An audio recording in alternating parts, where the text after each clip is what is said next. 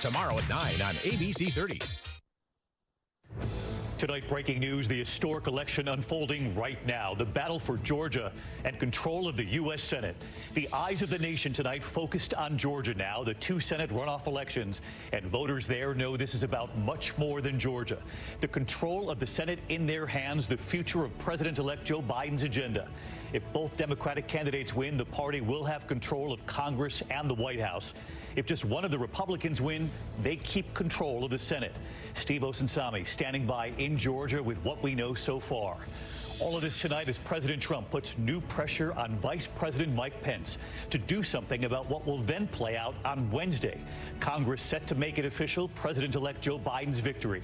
The president saying that the vice president has the power to reject the electors. But tonight here, can the vice president really do that? And what our John Carl has learned about Pence's plan, at least right now. The headline late today, no charges. The Kenosha, Wisconsin DA deciding no charges will be filed against the police officer who shot Jacob Blake in the back, leaving him paralyzed. The DA's explanation tonight and the family now responding. America's hospitals in crisis tonight in California with some ambulances. Paramedics have now been told if they're carrying patients they don't think they can save, that if they can't be revived in a certain amount of time, they should not be brought to the ER. In Arizona, the highest rate of infections in the country, patients driving up to 6 hours to find an ICU bed. In Florida tonight, waiting for vaccinations, Americans, seniors waiting in lines overnight to get vaccinated. Some waiting hours just to make an appointment. And tonight, this man's message, his regret and his plea as he struggles from his hospital bed. In the UK tonight, we're live, the lockdown now going into effect, what they're seeing right now with this new highly transmissible variant of the virus. The same variant now seen in nearly a half dozen states right here in the U.S. and counting. The move from American Airlines tonight when it comes to emotional support animals. And America's Strong tonight, the story we needed.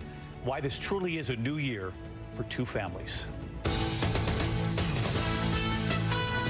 From ABC News World Headquarters in New York, this is World News Tonight with David Muir. Good evening, and it's great to have you with us here on this consequential night in America. Another all-important election unfolding at this hour, the historic runoff elections for two Senate seats from Georgia. This election will determine which party controls the Senate and will likely have a major impact on the course of Joe Biden's presidency. Some of the images from this day, voters lined up before sunrise this morning in Atlanta after a record early vote of more than 3 million in that state.